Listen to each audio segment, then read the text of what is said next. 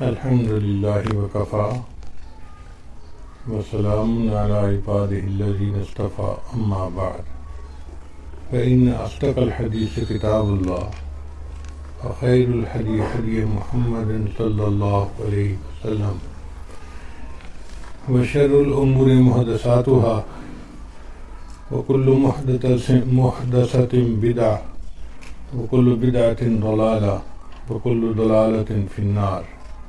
عن بعض ابن حكيم عن أبيه عن جده أنه سمع رسول الله صلى الله عليه وسلم يقول في قوله تعالى كنتم خير أمة أخرجت للناس قال أنتم تتمون 70 أمة أنتم خيرها وأكرمها على الله تعالى.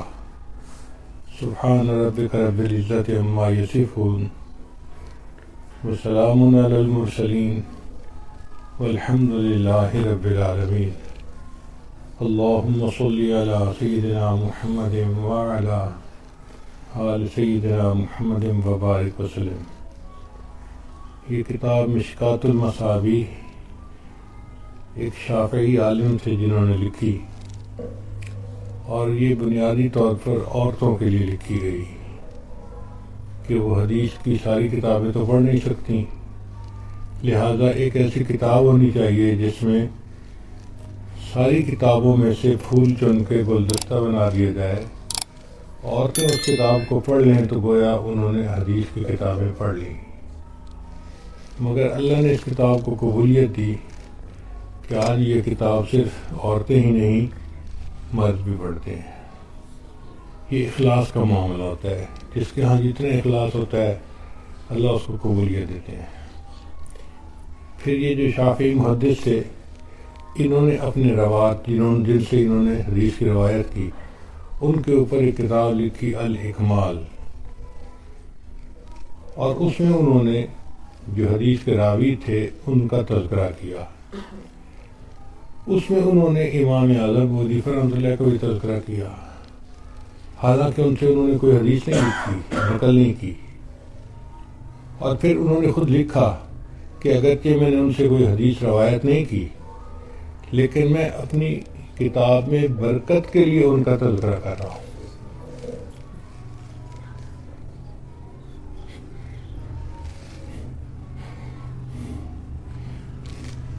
یہ امام اعظم کی قبولیت اللہ رب العزت کے ہاں کہ اتنے بڑے بڑے محدث برکت کے لیے اپنی کتاب میں ان کا تذکرہ کیا کرتے تھے. انہوں نے اپنی کتاب کے آخر میں اس امت کی فضیلت کا باب باندھا ہے کہ اس امت کو اللہ نے کیا فضیلت عطا فرمائی اور کیوں عطا فرمائی. اسی میں یہ حدیث مبارکہ بھی ہے جو آخری حدیث ہے مشکات شریف کی. یہ بعض بن حکیم رحمۃ اللہ علیہ ایک محدث تھے. انہوں نے اپنے والد معاویہ سے اور انہوں نے اپنے والد یعنی جو ان کے دادا تھے ان سے یہ حدیث نقل کی. وہ فرماتے ہیں کہ نبی علیہ السلام نے اللہ تعالیٰ کے قول کنتم خیر امت اخرجت للناس کی تفسیر بیان کرتے ہوئے فرمایا کہ اے اہل اسلام، تم 70 امتوں کو تمام کرتے ہو، یعنی تم سے پہلے 69 امتیں گزر چکی ہیں، تم 70ویں نمبر پہ ہو، 70 نمبر پہ ہو. اب اس کا کیا معنی؟ انبیاء تو لاکھوں میں، تو امتیں بھی لاکھوں میں، تو 70 امتوں سے کیا مطلب؟ تو محدثین نے اس کے 2 معنی کیے ہیں. ایک تو یہ کیا ہے کہ جو اس میں نمایاں امتیں تھیں وہ 70 تھیں، لہذا تم ان نمایاں امتوں میں سے اب 70ویں نمبر کی امت ہو. اور ایک ترجمہ یہ کیا ہے کہ 70 کا عدد عربوں میں کثرت کے لیے استعمال ہوتا تھا، جیسے 1000 کا نمبر کثرت کے لیے استعمال ہوتا ہے نا جی. آج کل لاکھ کا نمبر کثرت کے لیے، لاکھ روپیہ، 2 لاکھ روپیہ، تو لاکھ کا نمبر آج کل کثرت کے لیے استعمال ہوتا ہے. اس زمانے میں 70 کا نمبر کثرت سے استعمال ہوتا تھا. تو اللہ کے حبیب نے فرمایا کہ بھئی کثرت سے امتیں گزری ہیں تم ان میں سے سب سے آخری امت ہو، لیکن تم ان میں سے سب سے بہتر اور سب سے افضل امت ہو۔ اب اس امت کو جو فضیلت ملی وہ 3 وجوہات سے ملی۔ نمبر 1 کہ یہ نبی علیہ السلام کی امت ہے، اور نبی علیہ السلام چونکہ امام الانبیاء ہیں، نبی الانبیاء ہیں، سب انبیاء نے نبی علیہ السلام کی نبوت پہ ایمان لائے۔ اللہ نے ان سے وعدہ لیا تھا کہ تم میرے ساتھ وعدہ کرو، اور سب انبیاء نے وعدہ کیا۔ تو چونکہ آپ امام الانبیاء تھے تو آپ کی امت کو بھی اللہ نے بہتر امت بنا دیا۔ چنانچہ حدیث پاک میں نبی صلی اللہ علیہ وسلم نے فرمایا انا خاتم النبیین وانتم خیر خاتم الامم، کہ میں خاتم النبیین ہوں، انبیاء میں سب سے آخر پہ آیا ہوں، اور تم سب سے بہترین امت اور سب سے آخری امت ہو۔ تو اس امت کو جو خاتم الامم ہونے کا منصب ملا یہ نبی علیہ السلام کے صدقے ملا، اور نبی علیہ السلام کی امت ہونے کے ناطے اس کو بہترین امت ہونے کا اللہ تعالیٰ نے شرف عطا فرمایا۔ ارشاد فرمایا کنتم خیر امت، تم بہترین امت ہو۔ اب یہ بہترین کا جو لفظ ملا اس کی 3 وجوہات تھی۔ ایک تو نبی علیہ السلام کی امت، اور دوسری وجہ یہ کہ اس امت کو اللہ نے قرآن عطا کیا، اور قرآن عظیم الشان سب کتابوں میں سب سے اعلیٰ کتاب، افضل کتاب، اس لیے اس امت کو قرآن کی وجہ سے اللہ نے خیر امت کہا۔ نبی صلی اللہ علیہ وسلم نے فرمایا خیرکم من تعلم القرآن وعلمہ، تم میں سب سے بہتر وہ ہے جو قرآن پڑھتا ہے یا پڑھاتا ہے۔ تو قرآن مجید کی تعلیمات کو سیکھنے، سکھانے اور اس پر عمل کرنے کی وجہ سے اللہ نے اس امت کو خیر امت کا لقب عطا فرمایا۔ اور تیسرا یہ کہ اللہ نے اس کو انسانوں کی نفع رسانی کے لیے پیدا کیا ہے۔ چنانچہ اللہ تعالیٰ قرآن میں فرماتے ہیں کہ کنتم خیر امت اخرجت للناس، تمہیں اللہ نے انسانوں کی بھلائی کے لیے بنایا ہے۔ تو انسانوں کی نفع رسانی کا کام اللہ نے اس امت کے ذمہ دیا۔ پہلے یہ کام انبیاء کیا کرتے تھے، نبی علیہ السلام چونکہ آخری نبی دنیا میں تشریف لائے تو انبیاء کا سلسلہ تو ختم ہو گیا۔ پھر اس کے بعد اللہ نے اس امت کے علماء کے ذمہ یہ کام لگا دیا کہ جو امر بالمعروف اور نہی عن المنکر کا کام انبیاء کرتے تھے وہ یہ امت کرے گی۔ چنانچہ اس امت کو اللہ تعالیٰ نے دین کی دعوت کا کام دیا۔ یأمرون بالمعروف وینہون عن المنکر، یہ معروف کا حکم دیتے ہیں اور برے کاموں سے روکتے ہیں۔ تو یہ دعوت کا کام ہے جس کی وجہ سے اللہ نے اس امت کو یہ شرف عطا فرمایا۔ اب غور کرنے والی بات ہے کہ اس امت کو اللہ نے نفع رسانی کے لیے بنایا ہے، اور جو بندہ دوسرے کی نفع رسانی کے بارے میں سوچتا ہو یا کام کرتا ہو اللہ کو وہ بڑا پیارا، بڑا محبوب ہوتا ہے۔ اللہ تعالیٰ فرماتے ہیں، اللہ کے نبی علیہ اللہ کے محبوب نے فرمایا خیر الناس من ینفع الناس، انسانوں میں سب سے زیادہ بہتر وہ ہے جو انسانوں کو سب سے زیادہ نفع پہنچاتا ہے۔ تو خیر امت بننے کی 3 وجوہات بنی، ایک تو نبی السلام کی امت ہونا، دوسرا قرآن مجید کا عطا ہونا، اور تیسرا لوگوں کی نفع رسانی کے لیے زندگی گزارنا۔ نبی السلام نے فرمایا خیر الناس من ینفع الناس، انسانوں میں سب سے زیادہ بہتر وہ ہے جو انسانوں کی نفع رسانی کے لیے کام کرتا ہے۔ چنانچہ لوگوں کو بھلا پہنچانا، لوگوں کے لیے باعث رحمت بننا اللہ کو بڑا پسندیدہ ہے۔ آپ غور کیجئے کہ بنی اسرائیل کی ایک فاحشہ عورت تھی، اس نے ایک پیاسے کتے کو پانی پلایا تھا، اللہ نے اس کی مغفرت فرما دی، بخاری شریف کی حدیث ہے۔ اگر ایک کتے کی نفع رسانی کرنے پر ایک فاحشہ عورت کی زندگی کے سب گناہ معاف ہو جاتے ہیں تو جو پیاسے بندے کو پانی پلائے گا اس کو اللہ کے یہاں کیا درجہ ہوگا، اس کا تو ہم تصور ہی نہیں کر سکتے۔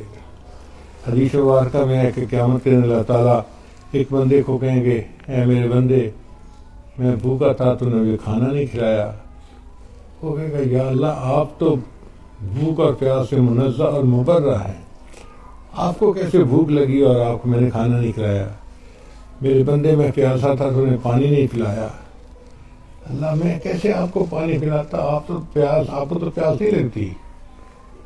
میرے بندے میں بیمار تھا تو نے میری بیمار پرسی نہیں کی۔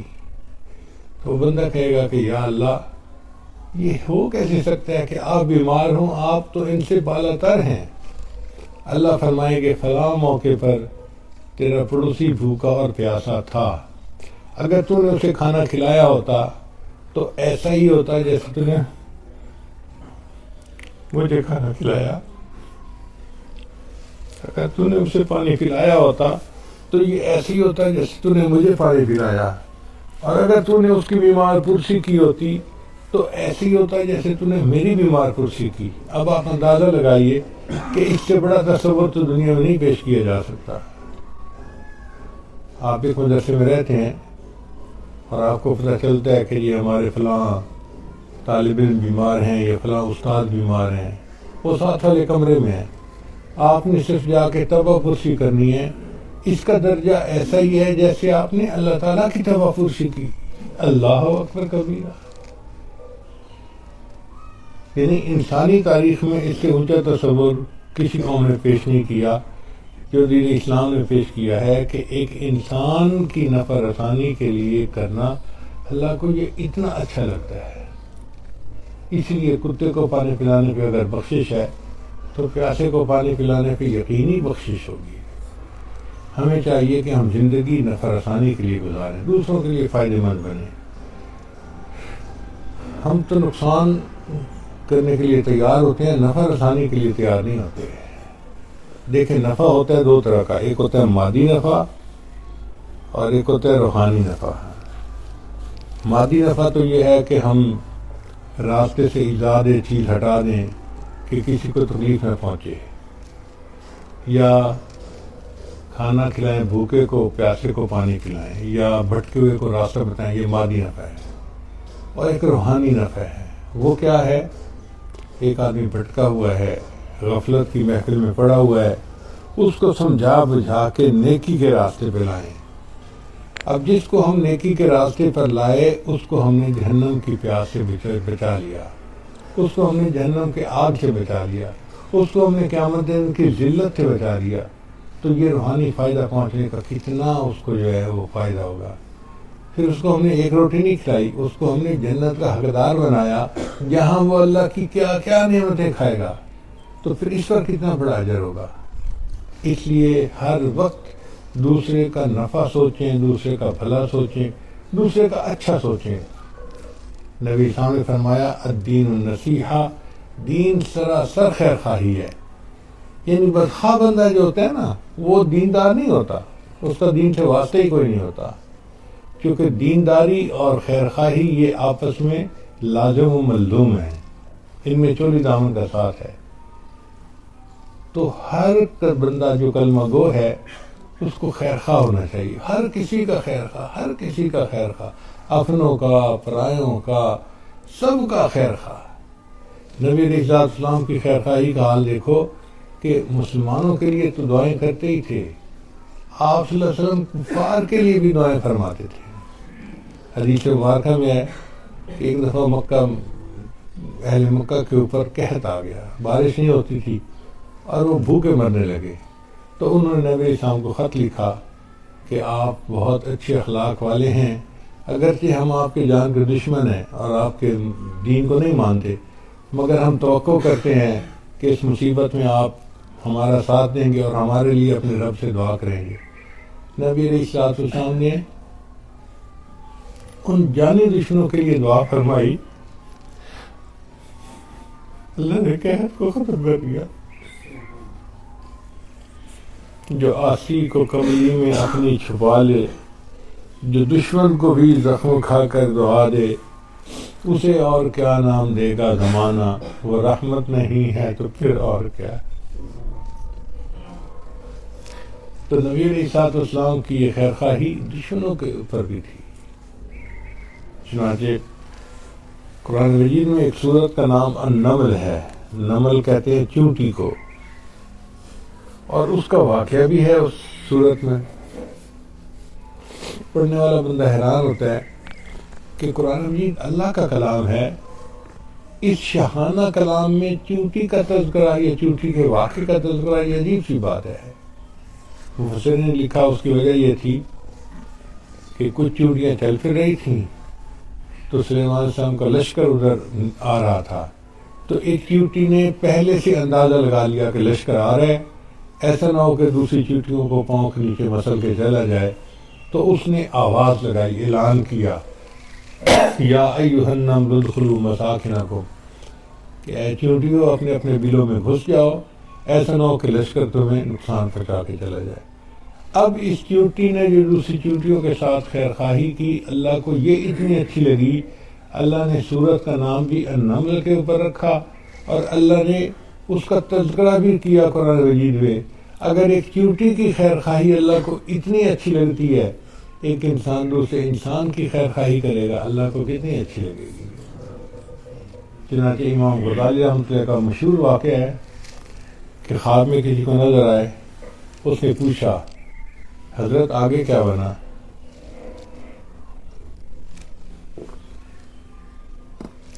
شوگر کی وجہ سے میرا منہ خشک ہو جاتا ہے اور ہونٹ کی پکتے ہیں تو بولا نہیں جاتا، تو میں دوائی کے طور پر پھر یہ ایک گھونٹ پی لیتا ہوں، ورنہ میں درس کے دوران پانی پینے کا عادی نہیں ہوں۔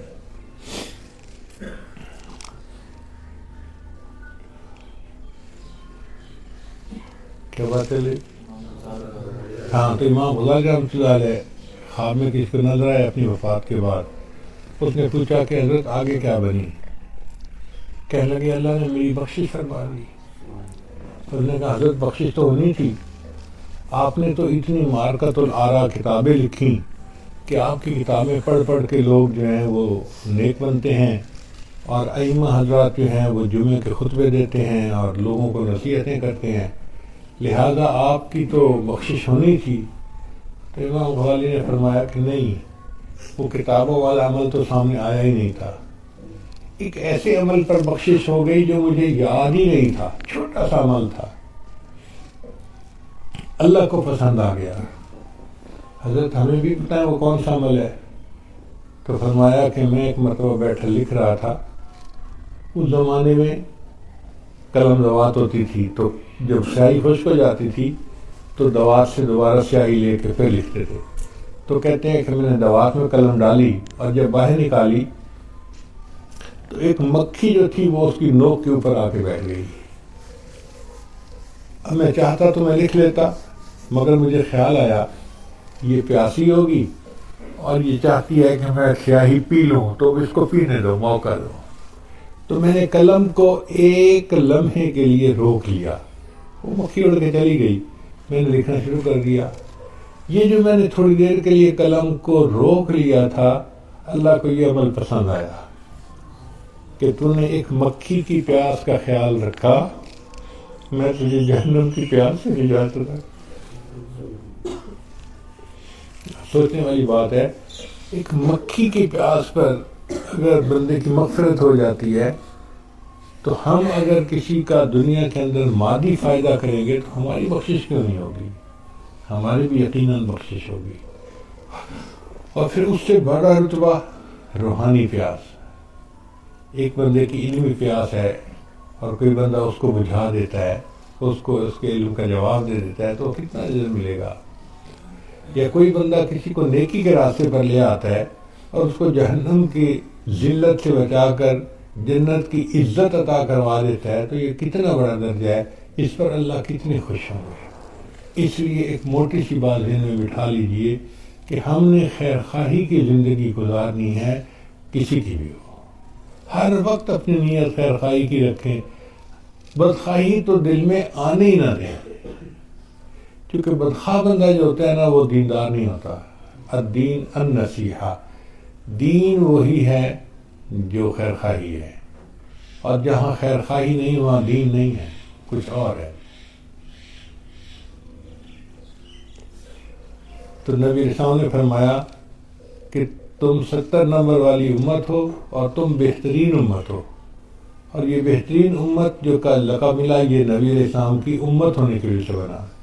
قرآن مجید میں ایک حضرت موسیٰ علیہ السلام نے دعا کی تھی، رب واکتب لنا فی ہذہ الدنیا حسنہ، اے اللہ اس دنیا میں بھی ہمارے لیے بھلائی کو لکھ دے، وفی الآخرہ اور آخرت میں بھی بھلائی کو لکھ دے، انا ہدنا الیک، اے اللہ ہم آپ کی طرف رجوع کرتے ہیں، قال عذابی اصیب بہ من اشاء، اللہ نے فرمایا کہ میں اپنا عذاب جس پر چاہتا ہوں ڈال دیتا ہوں، ورحمتی وسعت کل شیء، اور میری رحمت ہر چیز کے اوپر وسیع ہے، فسأکتبها للذین یتقون، اس کو عنقریب میں لکھوں گا اس کے لیے جو متقی ہوں گے، ویؤتون الزکاۃ، اور زکوٰۃ ادا کریں گے، والذین هم بآیاتنا یؤمنون، اور جو ہماری آیات کے اوپر ایمان لانے والے ہوں گے، الذین، یہ وہ لوگ ہوں گے، یتبعون الرسول النبی الامی، جو میرے رسول جو امی ہوں گے ان کی اتباع کرنے والے ہوں گے۔ یعنی اللہ نے فرمایا کہ یہ جو ہے نا کہ دنیا میں بھی ان کو خیر کی زندگی دوں اور آخرت میں بھی ان کے لیے بھلائی لکھ دوں، یہ وعدہ تو میں نے اس امت کے ساتھ کیا جو میرے محبوب کی اتباع کریں گے اور ان کی تعلیمات پر زندگی گزاریں گے، ان کو میں دنیا کے اندر بھی اچھی زندگی دوں گا اور آخرت کے وعدے بھی انہی کے ساتھ ہیں۔ اور آیت کے آخر پر اللہ فرماتے ہیں وَأُولَئِكَ هُمُ الْمُفْلِحُونَ، اور یہی لوگ ہیں جو فلاح پانے والے ہیں۔ تو اس کا مطلب یہ کہ نبی علیہ السلام کی امت فلاح پانے والی امت ہے، اور اللہ تعالیٰ اس کی وجہ سے اس امت کو دنیا میں بھی بھلائی عطا فرمائیں گے اور آخرت میں بھی بھلائی دیں گے، اور یہ بہترین امت ہے۔ تو فرمایا کنتم خیر امت اخرجت للناس، تم بہترین امت ہو، تمہیں اللہ نے انسانوں کی بھلائی کے لیے بھیجا ہے، ہر کسی کی بھلائی، ہر کسی کی بھلائی۔ یہ ایک ایٹیٹیوڈ ہوتا ہے، یہ ایک عادت ہوتی ہے بندے کی، جو ذہن میں بھلائی کی نیت کرتے ہیں نا وہ ہر کسی کا بھلا سوچتے ہیں، اور جن کی نیت نہیں ہوتی وہ کھوٹے ہوتے ہیں، اپنوں کا بھلا نہیں کرتے۔ حیرت کی بات ہے کہ ایک گھر ہے، 3 بھائی ہیں، سگے بھائی، اور ایک دوسرے کے بدخواہ ہوتے ہیں۔ ایک ماں باپ کے بیٹا بیٹی ہیں، بہن بھائی ہیں، سگے بہن بھائی، اور ایک دوسرے کے بدخواہ۔ آج یہ حالت ہو گئی ہے کہ بہن کھانا بنا کے بھائی کے گھر بھیجتی ہے نا تو اس کے گھر میں کوئی کھانا نہیں کھاتا، پتہ نہیں کیا پڑ گیا ہو، پتہ نہیں کیا کر گیا ہو، اور اس کھانے کو جانوروں کو کھلا دیا جاتا ہے یا ڈسٹ بن کے اندر پھینک دیا جاتا ہے۔ یعنی اپنی بہن کے گھر کا پکا ہوا کھانا بھائی اور اس کے گھر والے کھانا ہی پسند نہیں کرتے۔ بدخواہی کا یہ عالم ہو چکا ہے ہمارے ایک دوسرے کے ساتھ۔ اللہ فرماتے ہیں وَأَمَّا مَا يَنْفَعُ النَّاسَ فَيَمْكُثُ فِي الْأَرْضِ، اور جو انسانوں کی نفع رسانی کا کام کرتا ہے اللہ اس کا قدم زمین میں جما دیتے ہیں۔ آج دنیا کہتی ہے نا جی کہ ہم تو ہوا میں ہیں جی، ہمارے تو پاؤں زمین پہ ہیں ہی نہیں۔ بہو کہتی ہے سانس ٹکنے نہیں دیتی، ساس کہتی ہے بہو ٹکنے نہیں دیتی، نوکر کہتا ہے افسر مجھے ٹکنے نہیں دیتا، شاگرد کہتا ہے استاد مجھے ٹکنے نہیں دیتا، استاد کہتے ہیں مجھے شاگرد ٹکنے نہیں دیتے۔ ہر بندہ یہی کہتا ہے فلاں میں ٹکنے نہیں دیتا، ٹکنے نہیں دیتا، ٹکنے نہیں دیتا۔ اللہ فرماتے ہیں جو دوسروں کی نفع رسانی کا کام کرے گا اللہ اس کو زمین میں ٹکائے گا۔ اب جب اللہ ٹکائے گا تو اس کو کون ہٹا سکتا ہے؟ اس لیے دوسروں کی نفع رسانی کا کام کرنا یہ سب سے بہترین عمل ہے۔ اس کی وجہ سے اللہ زمین میں قدم بھی جما دیتے ہیں اور بندے کو خیر والی زندگی بھی عطا فرماتے ہیں۔ مسلمانوں کے اندر یہ خیر خواہی کا جذبہ اس قدر تھا کہ ایک مسلمان فاتح تھے جنہوں نے مصر کو فتح کیا۔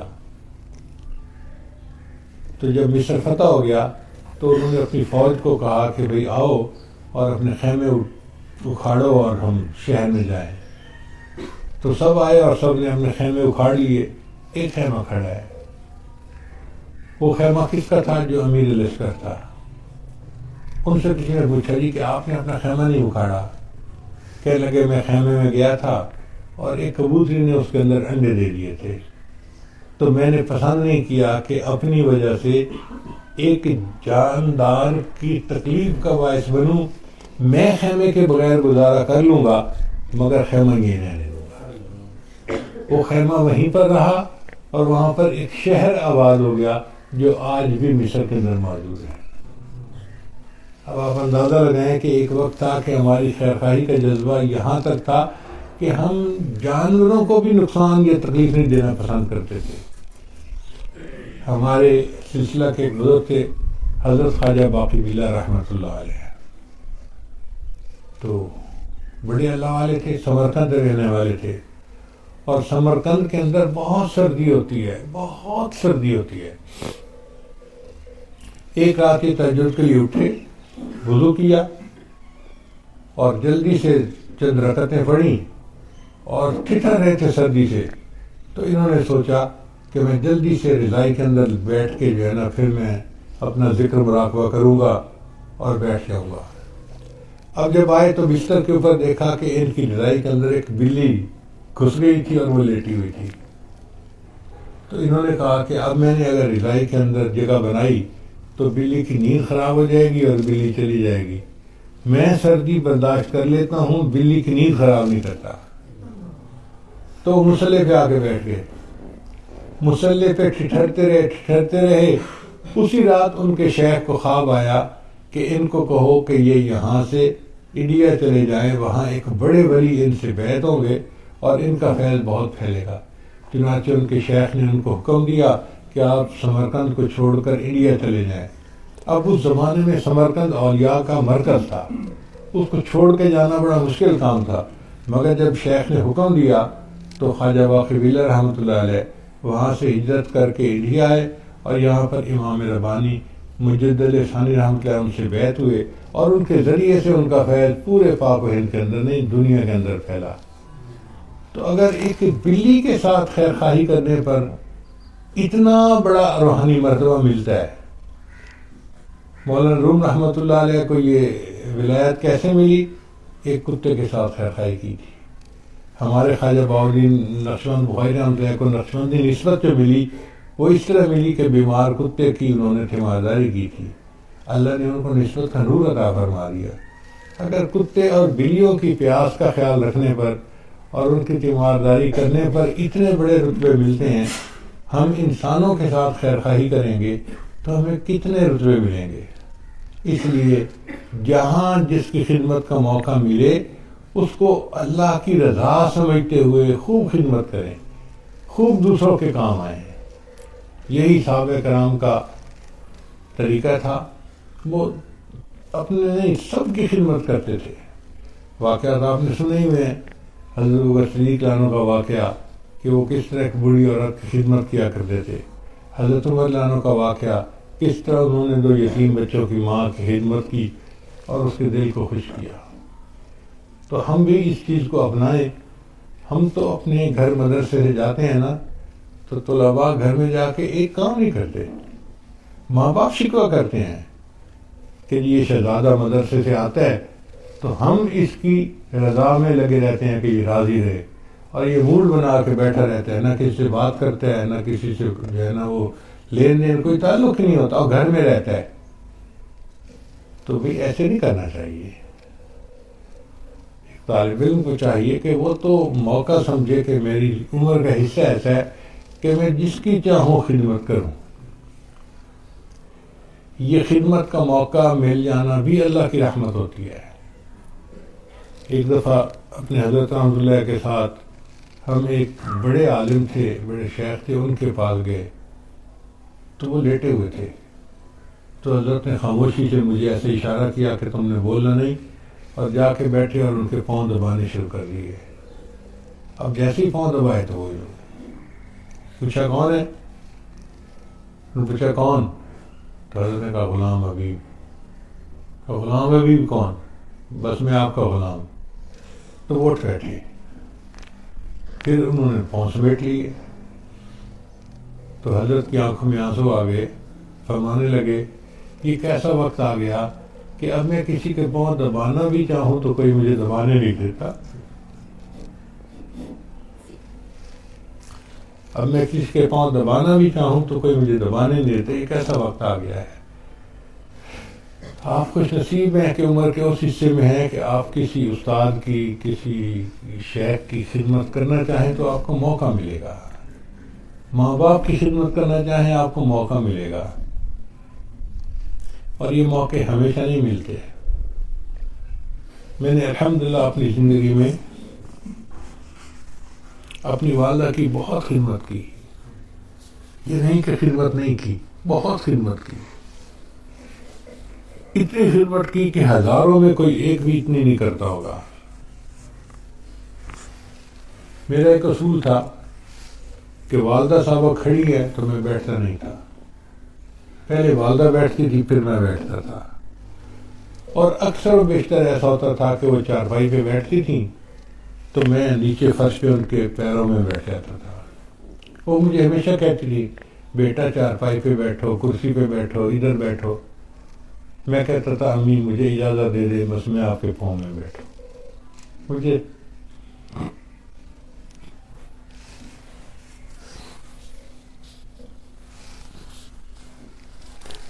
پاؤں میں بیٹھ کے سکون ملتا۔ اپنی طرف سے میں نے خوب ان کی خدمت کی، لیکن جو دل کی حسرت ہوتی ہے وہ پوری نہیں ہوئی۔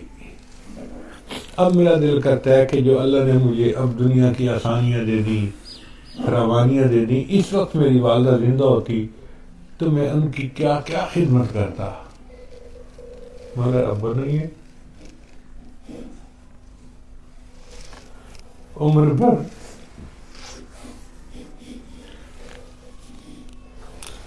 بھر تیری محبت میری خدمت کر رہی، عمر بھر تیری محبت میری خدمت کر رہی، میں تیری خدمت کے قابل جب ہوا تو چل بسی۔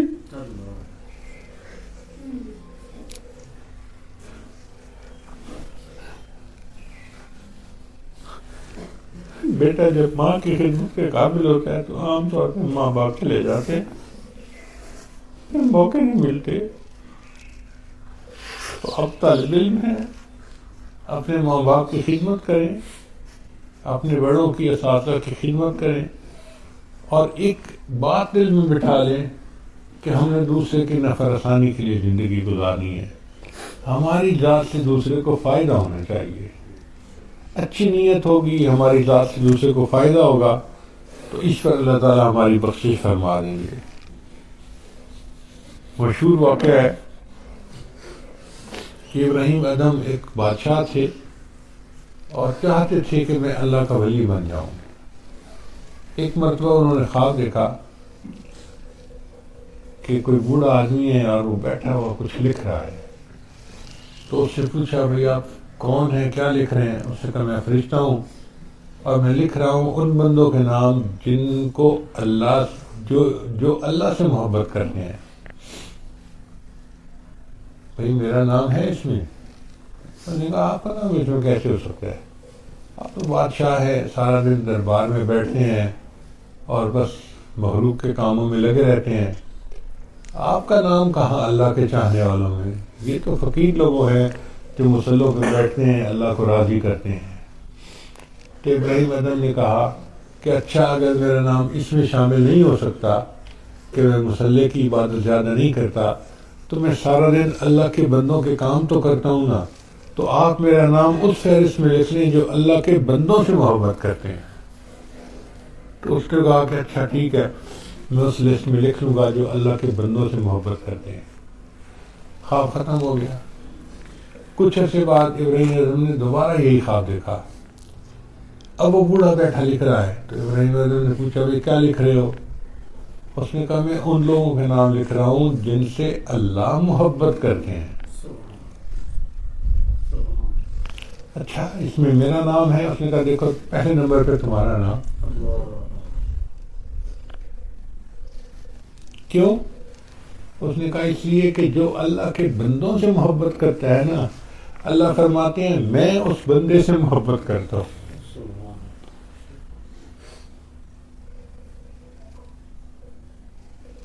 اس لیے کہتے ہیں ارحموا من فی الارض یرحمکم من فی السماء،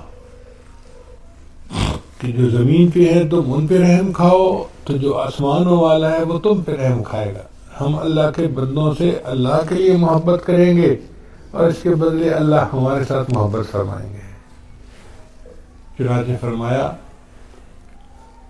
کہ کنتم خیر امت، تم سب سے بہترین امت ہو، اخرجت للناس، تمہیں اللہ نے انسانوں کے لیے بنایا ہے.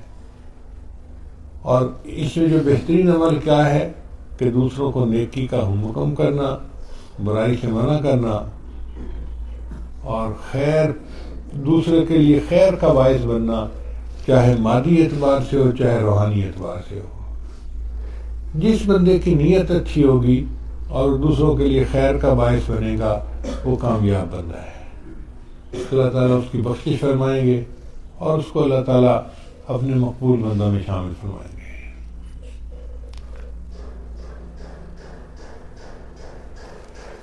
پنجابی زبان کے ایک شعر ہے، میں اس موقع پہ سناتا چلوں. شاعر کہتے ہیں، جے نہاتیاں دھوتیاں رب ملدا تے ملدا کمبیاں مچھیاں نوں. اگر نہانے دھونے سے رب ملتا تو کچھوے اور مچھلیوں کو رب مل جاتا، ہر وقت ہی نہاتے رہتے ہیں. جے نہاتیاں دھوتیاں رب ملدا تے ملدا کمبیاں مچھیاں نوں. جے ذکر کیتیاں رب ملدا تے ملدا کال کڑیچیاں نوں.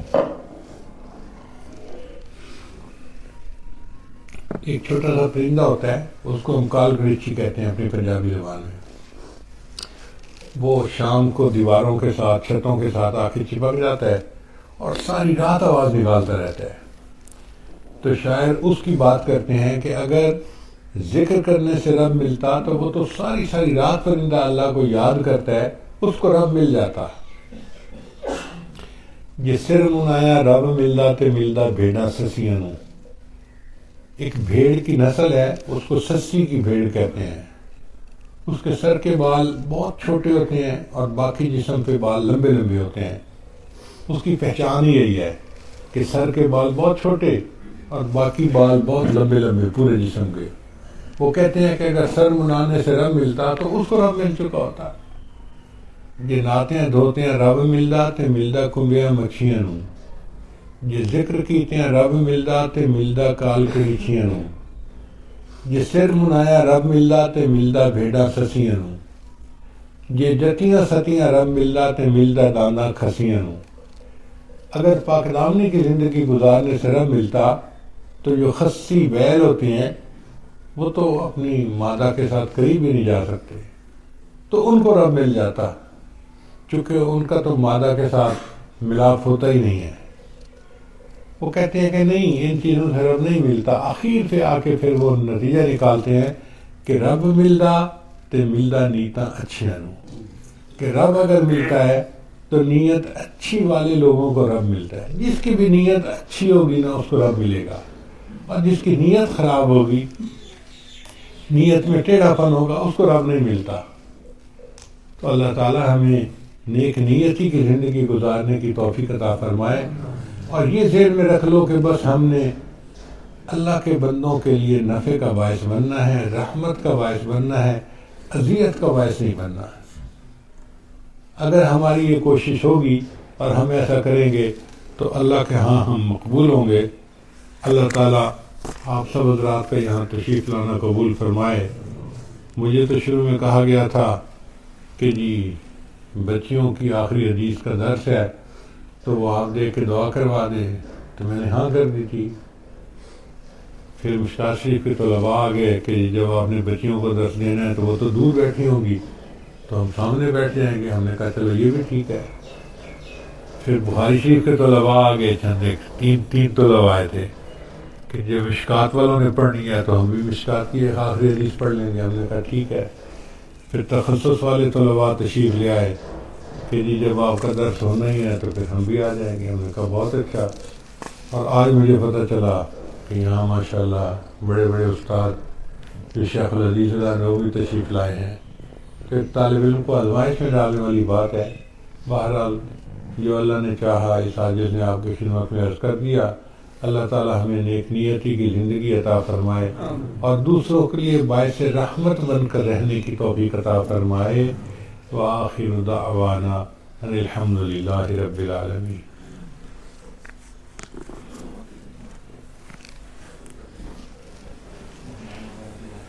دعا سے پہلے توبہ کے کلمات پڑھ لیتے ہیں، پھر دعا کر لیں گے انشاءاللہ. یہ کلمات سچے دل کے ساتھ پیچھے پیچھے پڑھتے جائیے. بسم اللہ الرحمن الرحیم. لا الہ الا اللہ محمد الرسول اللہ. آمنت باللہ وملائکتہ وکتبہ ورسلہ والیوم الآخر والقدر خیرہ وشرہ من اللہ تعالی والبعث بعد الموت. آمنت باللہ کما ہوا بأسمائہ وصفاتہ وقبلت جمیع احکامہ اقرار باللسان وتصدیق بالقلب. اشہد ان لا الہ الا اللہ واشہد ان محمدا عبدہ ورسولہ. استغفر اللہ ربی من کل ذنب واتوب الیہ برحمتک یا ارحم الراحمین. ان کلمات کو پڑھنے سے ہم تو بتائے ہو چکے ہیں. چند معمولات ہیں جن کو باقاعدگی سے کریں گے تو اللہ تعالیٰ دل کو منور کریں گے. پہلا عمل ہے 100 مرتبہ استغفار صبح شام پڑھنا. دوسرا عمل ہے 100 مرتبہ درود شریف پڑھنا. تیسرا عمل ہے قرآن مجید کی تلاوت روزانہ کرنا. چوتھا عمل ہے چلتے پھرتے ہر وقت دل میں اللہ کو یاد کرنا. اور پانچواں عمل ہے 10-15 منٹ صبح 10-15 منٹ شام مراقبہ کرنا. انشاءاللہ ان اعمال کو کریں گے تو دل میں اللہ کی محبت بڑھے گی اور خود آپ اس کی حرارت کو محسوس کریں گے. اللہ تعالیٰ سب کو اپنے مقبول بندوں اور بندیوں میں شامل فرمائے. دعا کر دیں.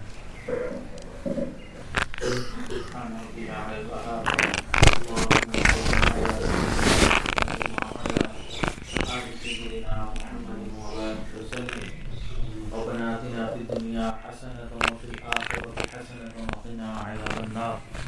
ربنا لا تزغ قلوبنا بعد إذ هديتنا وهب لنا من لدنك رحمة إنك أنت الوهاب. اے اللہ ہم تمام لوگوں کے صغیرہ کبیرہ گناہوں کو معاف فرما. اللہ ہماری خطاؤں سے درگزر فرما. ہمارے عیبوں کی پردہ پوشی فرما. اللہ اپنے عشق کی آتش ہمارے سینوں میں پیدا فرما. ہمارے انگ انگ روئیں روئیں سے اپنے ذکر کو جاری فرما. ہڈی ہڈی بوٹی بوٹی میں اپنی یاد کو پیدا فرما. اللہ جو گناہ دن میں کیے معاف فرما. جو راتوں میں کیے معاف فرما. اللہ جو گناہ محفلوں میں کیے معاف فرما. اللہ جو گناہ تنہائیوں میں کیے معاف فرما. اللہ رحم و کرم والے معاملے فرما. اللہ کبھی بھی اپنے در سے دور نہ فرما. اللہ کبھی بھی ہمیں خالی ہاتھ نہ لوٹا. اللہ کبھی بھی نفس و شیطان کے حوالے نہ فرما. اللہ کبھی بھی غیر کے حوالے نہ فرما. اللہ ہمیشہ نیکی کے اوپر چلنے کی توفیق نصیب فرما. اللہ سیدھا رستہ مل جانے کے بعد بھٹکنے سے ہماری حفاظت فرما. علم حاصل ہو جانے کے بعد جہالت کے کاموں سے ہماری حفاظت فرما. اے اللہ اپنا رستہ مل جانے کے بعد دوری سے ہماری حفاظت فرما. اللہ رحم و کرم والے معاملے فرما. اللہ جس طرح آپ نے آسمان کو زمین پر گرنے سے روک دیا، اللہ شیطان کو ہم پر مسلط ہونے سے روک دیجئے. اللہ دور قریب سے یہاں جو لوگ آئے، طلباء آئے ہیں، اللہ تمام کے آنے کو قبول فرما. اللہ ہم سب کو بری نظر سے محفوظ فرما، برے اثر سے محفوظ فرما، جادو ٹونے سے ہماری حفاظت فرما. اللہ ایک دوسرے کے ساتھ خیر خواہی کرنے کی توفیق نصیب فرما. اللہ ایک دوسرے کے ساتھ بھلائی کرنے کی توفیق نصیب فرما. اللہ ایک دوسرے کے شر سے ہماری حفاظت فرما. اللہ خیر کے اوپر ہمیں جمع فرما. اللہ دین کے اوپر جمع فرما. اے اللہ ایک دوسرے کے ساتھ لڑنے سے ہماری حفاظت فرما. اے اللہ آپس میں اللہ بھائی بھائی بن کر رہنے کی توفیق نصیب فرما. اے اللہ بھلائی کے کاموں میں بڑھ چڑھ کر حصہ لینے کی توفیق نصیب فرما. اے اللہ جو طلباء ہیں یا طالبات ہیں، اللہ سب کو شرح صدر کی نعمت نصیب فرما، علم نافع نصیب فرما. اللہ علم کے اوپر عمل کرنے کی توفیق نصیب فرما. اللہ علم کا نور نصیب فرما.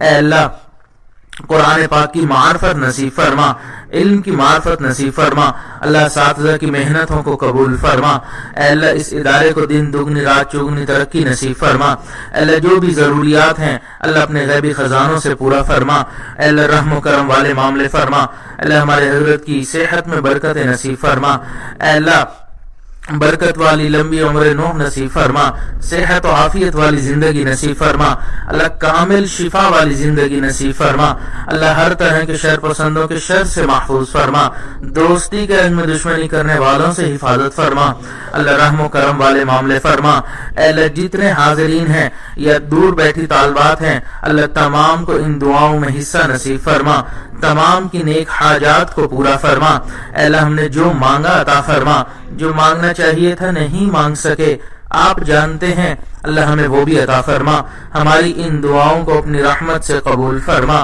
ربنا تقبل منا انك انت السميع العليم وتب علينا انك انت التواب الرحيم، وصلى الله تعالى على خير خلقه سيدنا محمد وعلى آله واصحابه اجمعين برحمتك يا ارحم الراحمين.